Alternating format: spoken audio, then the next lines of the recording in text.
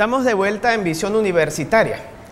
Existen temas sobre los cuales los venezolanos inmersos en la situación actual, prácticamente todos nos hemos convertido en una suerte de expertos, un tema que abordamos constantemente. Uno de ellos es el político y el otro, por supuesto, el económico. En esta situación en donde recientemente se acaban de dictar unas medidas que se espera tengan un impacto positivo, pues se supone que para eso fueron tomadas, pues nos interesa conocer la opinión de un conocedor del tema, el profesor Raúl Huisis, decano de la Facultad de Ciencias Económicas y Sociales. Profesor, bienvenido. Muchas gracias, Nelson, muchas gracias, rector, por esta invitación para compartir algunas ideas donde podamos analizar primero las razones por las cuales Venezuela llega o el gobierno de Venezuela toma unas medidas económicas en una situación de crisis absoluta. En segundo lugar, cuál es el impacto. Y en tercer lugar, si esas medidas eran las necesarias para solventar los grandes desequilibrios macroeconómicos que vive Venezuela. ¿Se puede esperar un programa en positivo, como comentábamos al principio? Mira, fíjate lo siguiente. En primer lugar, vamos a analizar lo siguiente. Para entender el por qué el Ejecutivo Nacional toma este conjunto de medidas, hay que ver cómo culmina el año 2015, una vez que el Banco Central de Venezuela, después de casi un año de no presentar información oficial, las da. Por supuesto que da algunas informaciones que comienzan ya a hacer que el gobierno sienta la preocupación y la necesidad de tomar las medidas. Los resultados fundamentales macroeconómicos del año 2015 están centrados en que la economía venezolana termina con un proceso inflacionario de 180%. Esas son las cifras oficiales del Banco Central de Venezuela. Y una caída en el Producto Interno Bruto, es decir, en la capacidad productiva del país, de 5.7%. Esto, por supuesto, prende las alarmas porque apenas estamos iniciando el año fiscal 2016 y el Ejecutivo Nacional tiene que tomar entonces un conjunto de medidas porque adicional a esto hay una brusca caída de los precios del petróleo. Es decir, todos los parámetros que están contemplados en el presupuesto del año 2016, es decir, un tipo de cambio a 6.30, un barril de petróleo a 40, un nivel de inflación de 40% y un crecimiento del 3%, se desvanece y el gobierno, cuando ve que no puede cumplir esa meta, antes de culminar el primer trimestre, ni siquiera ha terminado el segundo mes del año, se ve en la obligación de tomar un conjunto de medidas. Ahora, Raúl, para tener una idea, Raúl es docente. Para aquellos jóvenes que nos ven, está hablando es un economista, para que vean la magia que tiene. Hay algunas carreras que la gente tiene cierta preparación para ser experto en el área, como los sociólogos para explicar el hecho social, los economistas para explicar este tema. Bien lo dijo Nelson, todos somos expertos, pero zapateros a sus zapatos. Fíjense, si nosotros quisiéramos hacer un símil entre un país y una casa donde hay un padre de familia, una madre, o sea, uno vive, o sea, ¿cuánta plata entra al país? O sea, ¿cuántos dólares entra? ¿Cuántos dólares gastamos? Gastamos el gasto público. ¿Cuántos dólares podemos ahorrar para subir los ahorros del país, que son las reservas? ¿Y cuánta plata puedo invertir? Por ejemplo, en el año 2015, para que la gente tenga idea de cuál es la magnitud del problema. O sea, ¿cuánto me ingresa? ¿Cuánto gasto? Y ahí yo puedo saber, mire, me está ingresando menos de lo que gasto, no estoy invirtiendo nada, no estoy ahorrando nada, entonces tengo un problema realmente. Fíjate lo siguiente. En el año 2012, que fue el año en que la economía venezolana tuvo el precio del petróleo más elevado, que tuvo a $103 el barril, Venezuela exportó en materia petrolera 97.340 millones de dólares. 97.000 millones de dólares. De eso fueron destinados a importación 75.000 millones de dólares. Con ese nivel de importación, en el año 2012, Venezuela tuvo una gran capacidad, ¿no?, de soslayar la caída de la producción interna, porque gran parte de los alimentos, la maquinaria, las medicinas, fueron traídas por vía de las importaciones.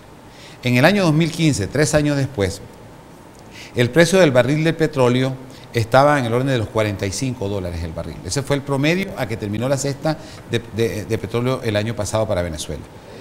Exportamos 37.000 millones de dólares y se importaron 50.000 millones de dólares. Ya hay... Y ahí hay un desbalance en el sector externo de la economía, hay un déficit en balanza de pago, que es quien registra las transacciones de la economía de Venezuela con el resto del mundo. Ahora, si me entró menos de lo que gasté, significa que le pedí prestado a la gente. Eso pudo ser una opción. Le pidió prestado, o gastó activo de las reservas internacionales, o vendió los derechos especiales de giro en el Fondo Monetario Internacional.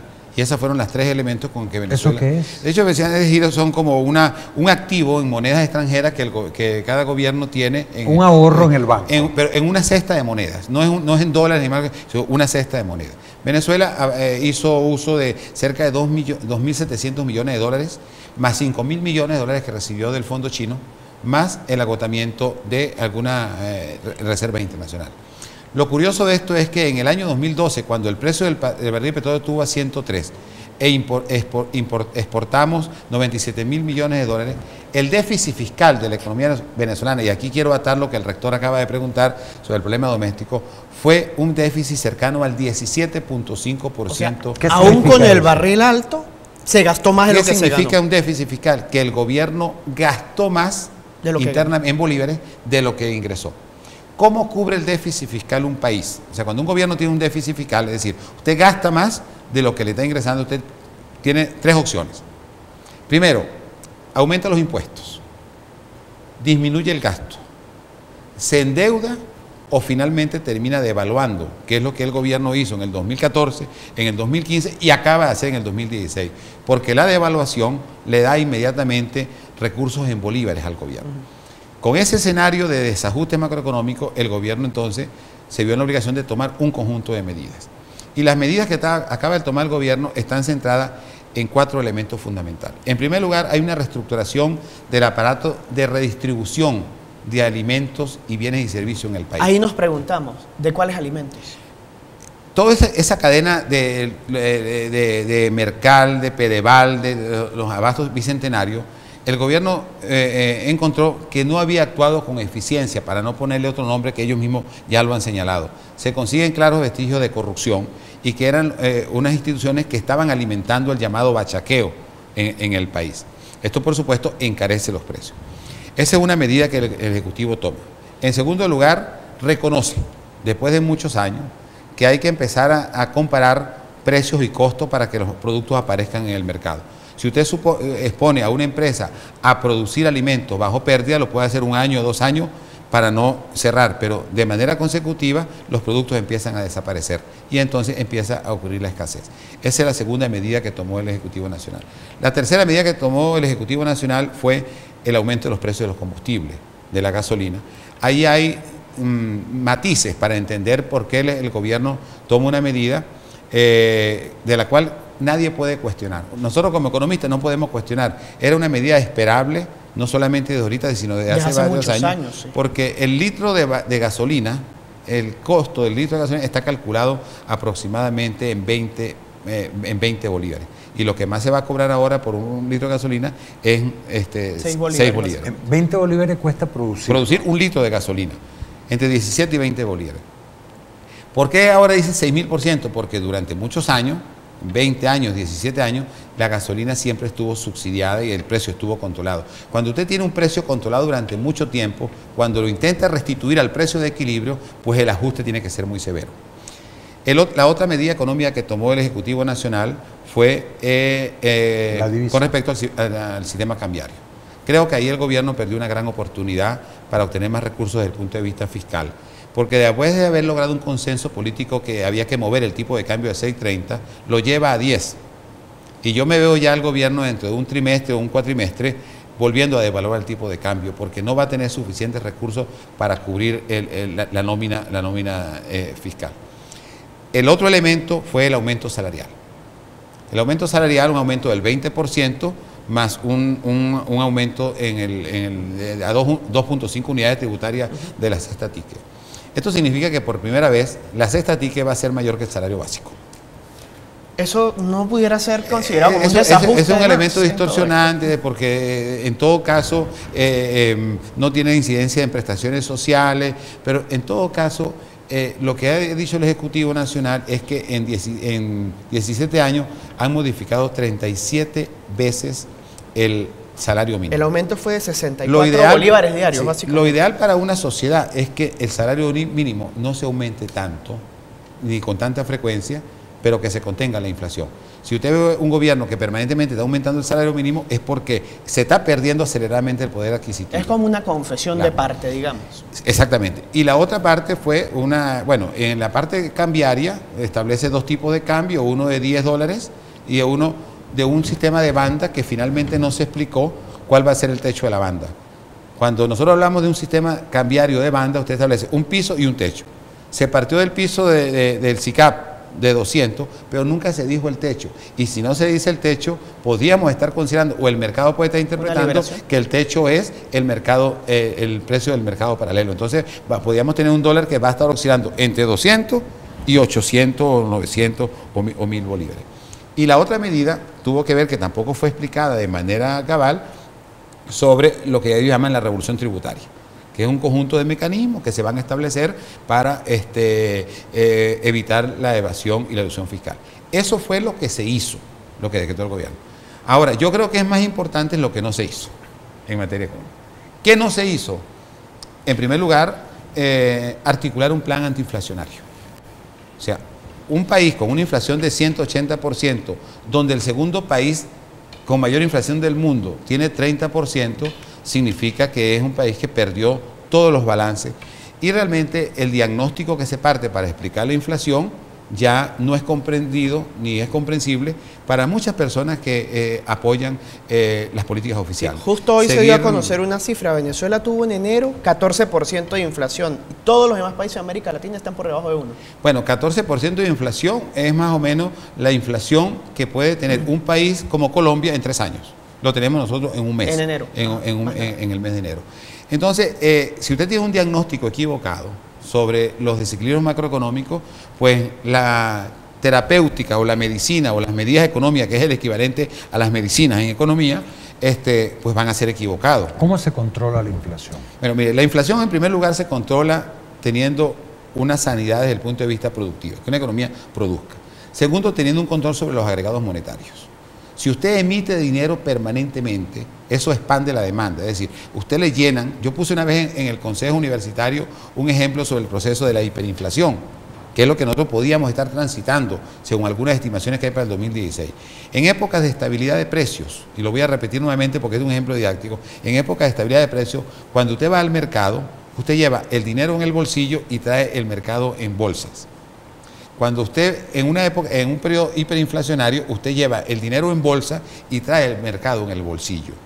Eso es básicamente, didácticamente, para que usted explique lo que significa la inflación, la hiperinflación. Ahora, ¿cómo se controla la inflación? Se controla controlando el déficit fiscal, aumentando la producción y teniendo una política monetaria y cambiaria responsable. Esos son, digamos, los 3 elementos fundamentales de una política antiinflacionaria. Y allí no se define.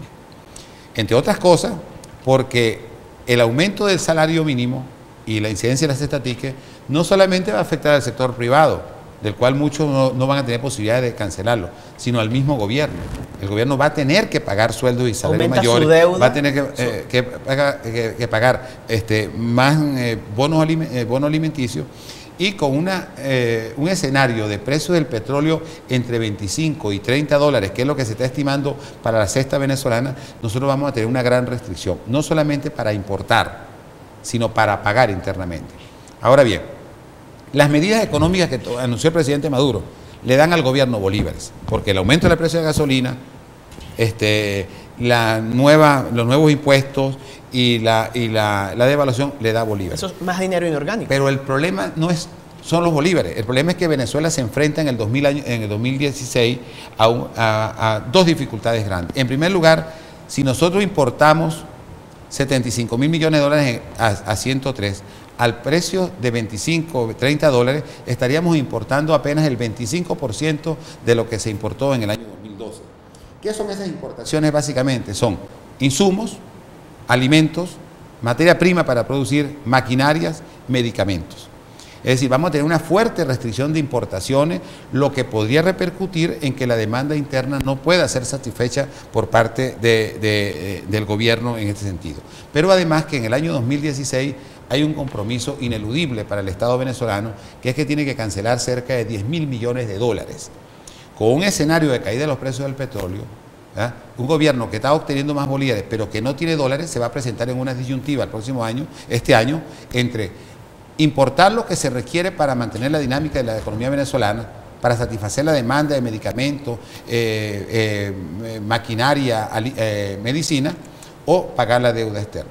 Es decir, no se diseñó un programa de auxilio financiero externo, y allí Venezuela en estos momentos tiene severas limitaciones para acudir a los mercados internacionales y no quiere acudir a los organismos internacionales que facilitan el mejoramiento de las cuentas externas y de la reserva internacional. Ok, hoy casualmente fue publicado en el diario Últimas Noticias la supuesta emisión de billetes de 500 y de 1.000 bolívares. ¿Qué significaría esto en la práctica? Bueno, mire, la emisión de dinero, la modificación del cono monetario, como se llama en economía, el cono monetario significa que ya la reconversión monetaria dejó de tener sentido.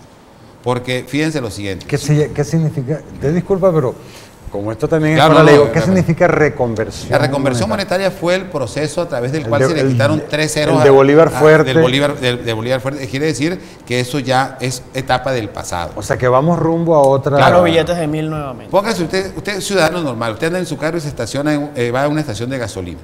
Antes usted tenía, con 2 billetes de la mínima denominación, usted llenaba el tanque de gasolina. Ahora requiere cerca de 4 billetes de la mayor denominación para llenar el mismo tanque de la gasolina.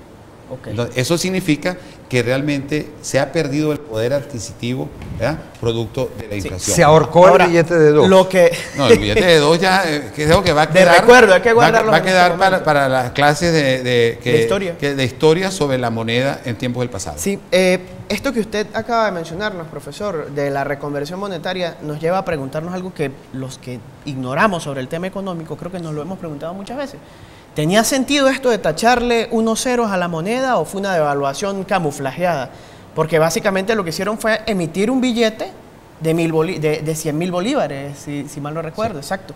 Vamos a hacer una pausa y vamos a abordar este tema. Amigos, estamos conversando con el decano de la Facultad de Ciencias Económicas y Sociales, profesor Raúl Huisi Gamarra. Ya volvemos acá en Visión Universitaria.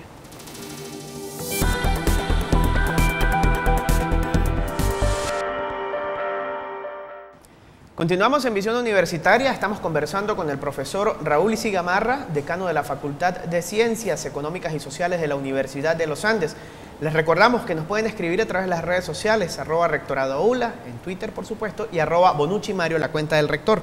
Antes de la pausa, le preguntábamos sobre la reconversión monetaria, cuando salió el bolívar fuerte, no entendemos por qué le dicen fuerte, pero así se hace llamar, el bolívar, pasó el bolívar de 100 bolívares a ser el de máxima denominación. Ahora se anuncia en el diario Últimas Noticias que va a salir un billete de 1.000 bolívares, lo cual equivaldría básicamente a 1 millón de bolívares de los viejos, de los que no se jactaban de su fortaleza, profesor. ¿Qué significa todo esto? Bueno, mire, en su momento la reconversión monetaria tuvo una explicación que era simplificar un poco... ¿Tiene sentido esto? Sí, había la necesidad de simplificar un poco el cono monetario, pero eso tenía que ir acompañado por una política antiinflacionaria. Usted puede cambiar tantas veces como usted quiera las denominaciones de los billetes, pero si usted no logra controlar la inflación, siempre va a tener un rezago en cuanto al poder adquisitivo de la moneda con respecto al precio de los bienes y servicios. Hay una anécdota muy clara para entender esto.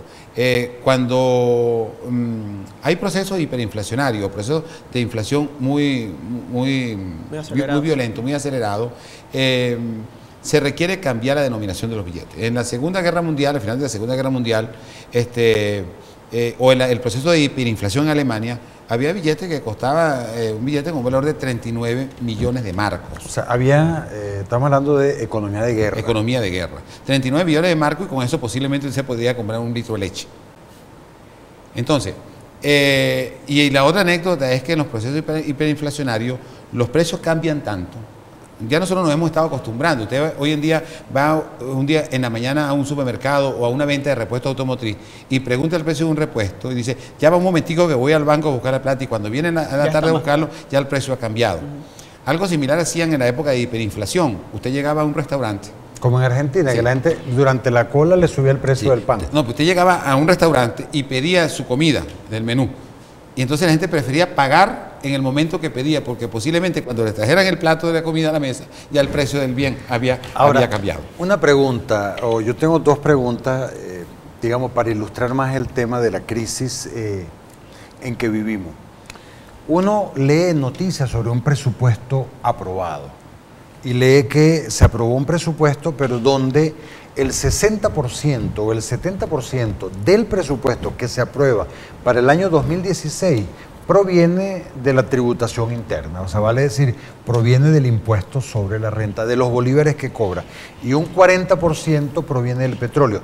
Si el 40% es petróleo y el 60% es tributación interna, y el petróleo baja, ¿por qué nos afecta tanto? Okay. Nos afecta tanto por Esta es una pregunta como abogado del diablo. No, y esa pregunta me permite a mí explicar lo que ha sido el manejo de la política presupuestaria en los últimos 4 años en el país, 4 o 5 años. El gobierno, el Ejecutivo le presenta a la Asamblea Nacional en el mes de octubre un proyecto de presupuesto y ahí establece unos parámetros. El gobierno dice, bueno, mire, la economía el próximo año va a crecer a tanto por ciento, la inflación va a ser tanto, vamos a producir tanto barriles de petróleo, el precio del barril de petróleo es tanto, y el presupuesto es tanta plata, X plata. Pero el precio del barril de petróleo en los últimos 5 o 6 años estuvo subestimado. Es decir, cuando en el año 2012 el precio del petróleo fue a $102 el barril, en el presupuesto se señalaba que el barril del petróleo, el precio del barril de petróleo era 50 o 60 dólares. Todos esos recursos adicionales entran de manera adicional, valga la redundancia, al presupuesto y le permite al gobierno tener una discrecionalidad. Que son créditos adicionales. Que son créditos adicionales. Entonces, ¿qué fue lo que ocurrió? Que terminamos teniendo en el año 2012, 2013, 2014, 2015 un presupuesto que duplicaba la cifra inicial. Duplicaba la cifra inicial del que estaba en el proyecto del presupuesto por la vía de los créditos adicionales. Por ejemplo, en el presupuesto 2015, si mal no recuerdo ahora, el presupuesto oscilaba en el orden de los 783.000 millones de bolívares y terminó siendo 1.500.000 millones de bolívares. Es decir, duplicó por la vía de los créditos adicionales. Este año, para 2016, el gobierno va a tener, o el Ejecutivo va a tener una restricción para llevar a cabo eso. Porque resulta que los créditos adicionales tienen que ser ahora aprobados por la Asamblea Nacional y tienen que explicar la fuente de financiamiento. Si usted busca un crédito, tiene un crédito adicional, usted va a decir para qué es y de dónde se va a financiar ese crédito adicional. Entonces, posiblemente allí va a haber otro elemento que va a restringir el gasto público. Y esto el gobierno lo acaba de reconocer. En estos días acaban de señalar los altos voceros de la política económica nacional que están teniendo problemas hasta para pagar el bono alimentario de los empleados del sector público, ¿no? Y posiblemente empiecen a solicitar créditos adicionales para pago de salario. Es decir, lo que elemental que debería estar incluido en el presupuesto, pues no lo vamos a tener este año.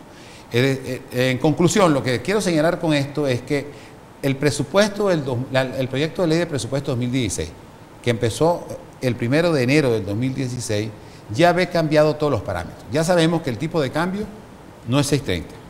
Ya sabemos que el precio del barril de petróleo no es 40. Ya sabemos que la inflación no va a ser 60%. Ya sabemos que el déficit fiscal va a ser superior. Entonces, se requiere ese conjunto. Hay que reorganizar todo. Ya se modificaron todos los parámetros del presupuesto nacional. ¿Qué se requiere realmente para que en el 2016 podamos sentar las bases para que en los 2 o 3 próximos años la economía venezolana vuelva a restituir la estabilidad? Que para un país la estabilidad no es otra cosa sino crecer con estabilidad de precios. Tiene que haber, el Ejecutivo tiene que decir qué va a hacer con las necesidades de divisas que tiene para el año 2016, porque eso no está anunciado en las políticas económicas que anunció el presidente Maduro, pero es un problema fundamental. ¿Cómo vamos a hacer aumentar las reservas internacionales? ¿Cómo vamos nosotros a poder hacer las importaciones que requiere para reactivar el aparato productivo? Pues hay 14 motores, 14, 16, 18, yo no sé, hay un conjunto de motores que van a requerir insumos importados. Bueno, ¿cómo se van a importar esos insumos? Si compramos esos insumos para reactivar los motores, que son, digamos, las aristas productivas del Ejecutivo Nacional, ¿va a alcanzar eso para pagar deuda? Si no podemos pagar la deuda, ¿cómo va a quedar Venezuela en el escenario internacional ante un eventual default? ¿Y cuáles son las opciones que tiene Venezuela en este momento para fortalecer el sector externo. Ir a endeudarse con el sector privado externo. Allí tiene un costo muy elevado, porque quien le va a prestar a Venezuela en estos momentos tiene que ver que la capacidad de pago depende de los precios del petróleo, y si los precios están bajos, el costo del crédito es mucho más caro. O sea, vamos a estar pagando una gran cantidad de puntos por encima, ¿ya?, de lo que paga. Que también se vincula con la calificación internacional de la deuda. O te ponen una receta bien dura del Fondo Monetario. Pero claro, pero eso es con el sector privado. La otra cosa es ir a los organismos multilaterales. Las estimaciones que está haciendo el Bank of America y algunos entes de calificadores de riesgo señalan que el paquete de recursos que requiere Venezuela para el año 2016 oscila entre 30 y 40 mil millones de dólares. ¿Y eso significa? Ahora, eso no lo da. Eso significa un paquetazo. O sea, sí, claro, eso no lo da la banca privada. Eso lo dan los organismos multilaterales. Ahora, cuando los organismos multilaterales te van a dar un préstamo, te ponen un conjunto de lo que nosotros llamamos las cláusulas de condicionamientos, ¿ya?, que no son tan severas como en el año 2000, en la década de los 90. Pero, por ejemplo, una de las condiciones básicas que le van a poner, porque se le impusieron a Argentina, es que tiene que sincerar, por ejemplo, las estadísticas económicas del país. Obligan a los países a que tienen que sincerar las estadísticas, pero obliga también a manejar déficit prudente, déficit fiscal, a mantener la independencia del Banco Central de Venezuela, a no permitir emisiones de dinero. Es que el precio de la gasolina tiene que ser el precio de costo, por lo menos cubrir costos. Entonces, el gobierno ya lo ha dicho de manera reiterada que no va a acudir al Fondo Monetario Internacional. Si no acude al Fondo Monetario Internacional, tendrá que escoger, como decimos finalmente los economistas, en términos de costo de oportunidad. O importa, ¿ya?, o paga. Pero las dos cosas no las puede hacer en el 2016 con los precios del petróleo. Ahora, ¿podemos esperar en los próximos meses una nueva devaluación de la moneda, un nuevo aumento de la gasolina y otra serie de medidas como las que se anunciaron ahorita, considerando que la mayoría de los economistas uno ha escuchado decir que las medidas son insuficientes? Sí, las medidas a todas luces son insuficientes y, o sea, mientras usted no establezca un plan de coherencia en cuanto a cómo controlar la inflación y hacer crecer la economía, todo lo demás termina siendo cuestiones puntuales. Yo sé que el tiempo vale oro en televisión y es muy agradable conversar con Raúl, porque Raúl maneja bien las estadísticas. Raúl, la pregunta te la hice en la anterior oportunidad que tuviste con nosotros. Tú visitas cualquier casa y por lo menos debe tener 2, 3, 4, 5 paquetes de harina pan en su despensa. A lo mejor no hay, me enteré ayer de que no hay salsa ketchup en ninguna parte, pero hay mayonesa. Una cosa sustituye la otra, entre comillas. Eso me hace preguntarme, ¿hay crisis? ¿A tu juicio hay crisis? Porque si hubiese una crisis, la gente estaría protestando, estaría en la calle, estaría haciendo cualquier cosa, pero pregunto, ¿hay crisis en el país? Sin lugar a dudas. Si usted cierra los ojos y no muestra el mapa de Venezuela y le muestra las informaciones estadísticas de los agregados económicos, usted dice, esa economía está enferma. Y eso es lo que está pasando en la economía venezolana. Es una economía que está enferma porque confluyen los tres grandes problemas más graves que tiene puede tener una economía. Alta inflación, poco crecimiento y un problema de escasez. Esos tres factores son los desencadenantes de una crisis que el gobierno apenas comienza a darse cuenta. Lo que no ha cambiado es el diagnóstico de la crisis. O sea, se sigue señalando que todos estos elementos son producto de una guerra económica. No, son producto de una mala calidad de las políticas públicas que se han llevado a cabo. Y hago otra pregunta ingenua. ¿El bachaquerismo es una nueva forma de expresión social dentro de la economía? Claro, es un elemento, es un factor que surge producto de los controles. Todo tipo de control genera mercados alternativos. O sea, el control de precios genera mercados alternativos. El control de cambio genera perversiones. Y el control sobre los precios de alimentos con subsidios en supermercados específicos origina esta especie de mercado paralelo. De mercado paralelo. Pero para finalizar, con un elemento adicional. Si un Estado o si un gobierno hace de la política asistencial una política permanente, estamos llevando a un país a ser improductivo. Y hacia allá es lo que nos hemos movido en los últimos 4 o 5 años. Es lo que diría un país, estamos en presencia de un populismo.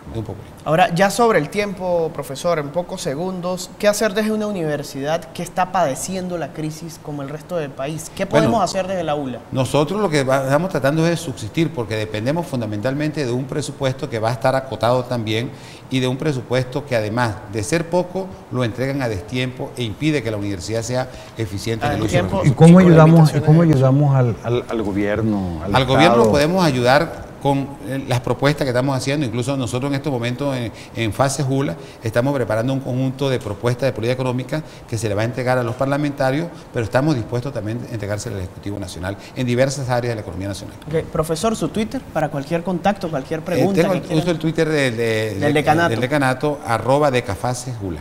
Profesor Raúl, muchísimas gracias por habernos acompañado. Rector, bueno, siempre es un placer hablar con un economista y sobre todo un placer hablar con el decano de la Facultad de Ciencias Económicas y Sociales, con Raúl. Ya hemos paseado por todo este panorama, hay efectivamente una crisis, desde la universidad hay propuestas, algo parecido a esos congresos de las Naciones Unidas, pues aquí también nosotros hacemos nuestra simulación y sabemos cómo resolver la crisis, pero eso exige, por supuesto, enderezar muchos entuertos. Muchísimas gracias. Raúl, muchísimas gracias a ustedes. Amigos, de esta manera llegamos al final de Visión Universitaria por esta semana. Les saludó Nelson Espinosa, será hasta la próxima. Los dejamos con visión en positivo. Crisis económica en Venezuela. ¿Qué hacer ante la incertidumbre? Hasta la próxima semana.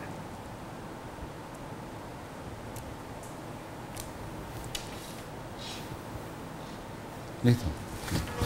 Muy bien. Nunca como hoy la economía ha cobrado tanta importancia para los ciudadanos. Pero nunca había habido tal acumulación de graves problemas económicos, con consecuencias sociales, con una naturaleza política, con un fuerte contenido ideológico, con un enorme daño social y con la industria petrolera que aparece en forma importante en los años 20, aunque se empieza a producir petróleo en 1914, habíamos tenido un conjunto de problemas tan grandes. Uno de los que ha determinado el alto costo de la vida es la descomunal diferencia entre el valor del bolívar con el dólar paralelo. Aquí no tenemos un mercado de divisas, lo que tenemos es un mecanismo de reparto de divisas a 6.30, a 12 y a 199. Y tenemos un marcador de paralelo, que es Dollar Today, que está determinado por el precio del bolívar en pesos en la frontera en Colombia, el precio del dólar en pesos, que está determinado por la oferta y la demanda de dólares en Colombia, y una comisión que se cobra en el sistema financiero en Colombia. Es una referencia que no tiene nada que ver con la oferta y la demanda de dólares en el país, pero como no hay un mercado, es una referencia que muchos usan para determinar el precio del dólar y de los productos importados. Por eso es tan importante entender cómo funciona para poder incidir sobre él al tiempo que se va corrigiendo esta gran distorsión de tener tres tipos de cambio. El control de precios es otro factor añadido al problema. El control de precios afecta directamente a la población, porque tal vez hay otras medidas que nos van a impactar, por supuesto que sí, pero la población no las maneja mucho. Pero una cosa que sí entiende la población es cuando los precios van a subir, eso es seguro. Entonces, por lo menos en el control de precios, perfectamente, si se están aplicando otras medidas para ir controlando la inflación, paulatinamente se pueden levantar los controles de precios. Los bajos precios del petróleo han contribuido al colapso económico. No se tomaron previsiones. Había un estancamiento en la producción, una declinación de al menos 300.000 barriles por día si comparamos 2005 y 2012. Si ustedes revisan las metas que tenía el gobierno nacional en el año 2005, hablaban del primer plan siembra petrolera, que era hasta 2030, y que para 2012 debía producir unos 5.8 millones de barriles. Estamos hablando de casi 6 millones de barriles. Bueno, ¿cuánto es la producción de Venezuela ahora? No llega a la mitad de lo que se estaba proyectando en ese momento. La iniciativa privada debe impulsarse en el proceso de la recuperación económica del país a través del emprendimiento. La premisa fundamental para cualquier sistema nacional de innovación es que si no hay una alianza estratégica fundamental entre la academia, el gobierno y las empresas, no existe posibilidad de desarrollar un sistema de innovación nacional. Debemos estar preparados porque los efectos causados a la economía pronostican un 2016 mucho más difícil que el que transcurre. Nosotros no estamos en el clima de la crisis y que esto es como un catarro, como una gripe. Tú tienes que pasar todo el ciclo para salir de él. De manera que el 2016 todavía va a ser un año mucho más difícil que el 2015 en materia económica, con más inflación, probablemente con más problemas de oferta, con más problemas de confianza. Es decir, esos elementos van a estar ahí. Pero sobre todo en las variables macro, los desequilibrios se van a ver con mayor intensidad. El año 2016 tendremos una inflación, en mi opinión, superior a la inflación de este año y también tendremos una contracción de consumo mucho más fuerte que la que vimos en el 2015. Incluso si tomáramos decisiones adecuadas. En materia económica, muchas medidas deben tomarse de manera inmediata para solventar los problemas más urgentes. Pero recuperar el país y encaminarlo por la vía del desarrollo será a más largo plazo. El desánimo de Venezuela, con simplemente que los mercados no funcionan, lo podemos superar, insisto, en 12, 18 meses. Pero la tarea más ambiciosa es la que espero que muchos de ustedes, economistas, que se vayan, estudien, vuelvan o se queden y participen si en el corto plazo esto cambia, sea una tarea fructífera.